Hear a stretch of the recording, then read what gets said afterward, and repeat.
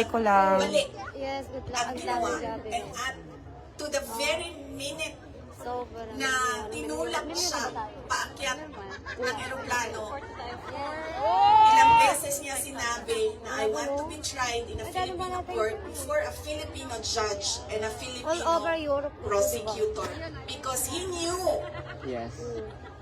that we, number one, wala talagang basihan yung kaso. 43 Wala counts talaga. of Sigaw tayo, sabay-sabay. Marcos murder. resign. Ang sinasabi nila Thanks for na sharing. thousands. Totoo yan, ma'am. Kaya minsan naisip ko, naging kaso lang ba ito dahil sinusulat sa media na thousands Correct. ang namatay. Hi, Ma'am Kimberly. Thanks for watching, ma'am. Please share my live po. Thank you po. 43 counts. Marcos resign. Watching from Hong Kong. Ma'am, di na ako magsabi, magkwantri ha, magsulti ha, kay maminaw ta. Maminaw ta sa sulti ni Ma'am Yung Sarah. mga witnesses at yung mga All over Europe. Marcos resign. Marcos resign. that is Thank a you po, thing Ma'am De La for the Torre. courts and the lawyers to discuss inside. Ano bang Ma'am, di na lang ko pwede magsaba natin diri ha. gawin? Maminaw na lang ta ni VP. Ang pwede natin gawin ay i-demand na ipauwi or iuwi nila si Pangulong Duterte. Bring him home! Bring him home! Bring him home! Bring him home! Bring him home! Baka bukas na. Dahil yun din ang ng syudad ng Davao. Bring him home! Bring him home! Yun ang gusto niya. Gusto niyang umuwi. Sinabi ko din sa kanya yun pa. Sabi ko, yung kagustuhan mo na umuwi, yan din yung katapusan ng buhay mo. Magiging Ninoy Aquino No! Jr. ka. No! At sinabi niya sa akin, sabi niya, kung ganyan ang kapalaran ko, then so be it. Basta lang mauwi ako sa Pilipinas. No, no! No! I bring him tomorrow. Kaya, meron man akong worry Ay, dahil. para sa kanyang safety and security. Pero lagi niyang inuulit-ulit talaga. Dito na lang Ibalik siya. niyo ako sa Pilipinas. Bring him home! Bring him home! Bring him home! Nagtatanong marami, ano bang pwede magawa? Huwag natin tigilan ang panawagan sa gobyerno natin sa Pilipinas at sa lahat ng gobyerno na nakikinig at dito sa ICC na ipaalam sa kanila na mali ang ginawa kay Pangulong Rodrigo Duterte.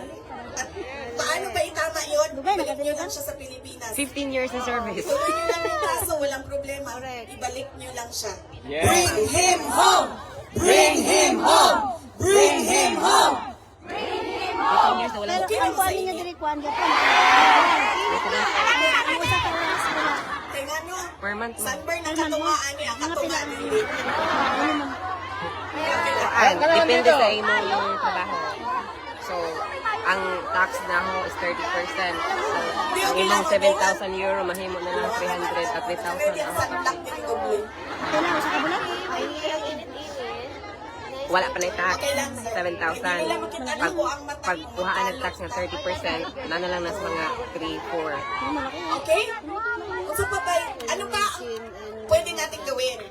Anong trabaho mo? Kakanta o bata?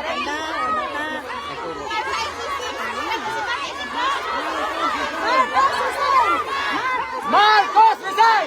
Marcos resign! Marcos resign! Marcos resign! Marcos resign! Marcos resign! Marcos resign! Ma'am, sibog gamay diri, ma'am. Nagsabi niya, Thank you, ma'am. Yeah! Busig ka. Layo ra ba, ma'am? Maadto pa yung Wala station. kami pakialam!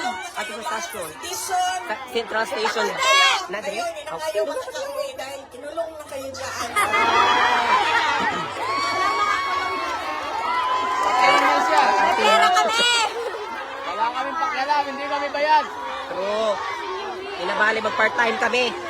Di ba magpuntot kami ng kubeta? Correct. Wala na kayo.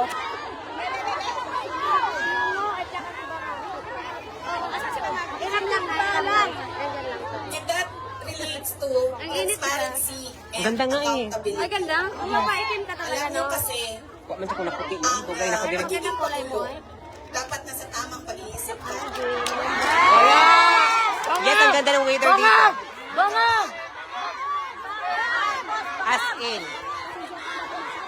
So weather forecast. Marcos Bangan!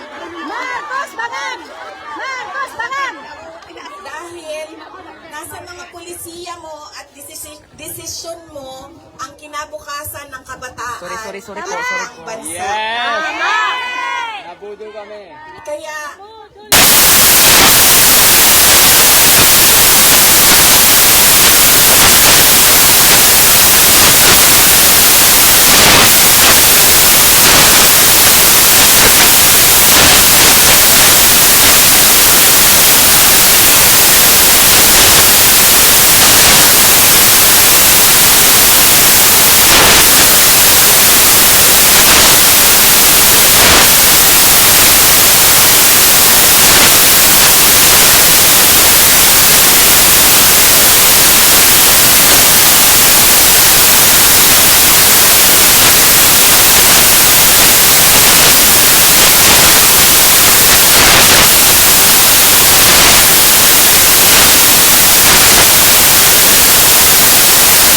So, yan po mga kababayan, no, ang ganap kagabi or kahapon doon sa The Hague, Netherlands, no, kasi late sila ng ilang oras sa atin.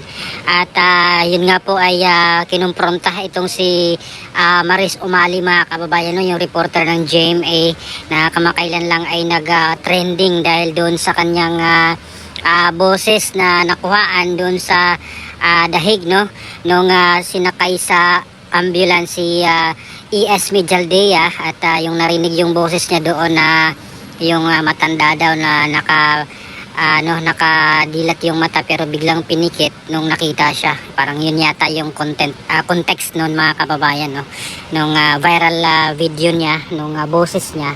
Pero na mayroon siyang disclaimer na misheard lang daw po siya, mga kababayan, doon sa kanyang sinabi. Kasi may naka-live doon, hindi niya alam na naka-live video pala yung isang Pinoy na nakaupo katabi nila habang nagmamaritesan sila doon ng katabi niya na nung isinakay si dating Executive Mijaldea, no, doon sa ambulance kasi collapse doon sa detention facility na kung saan nandun si PRRD, mga kababayan.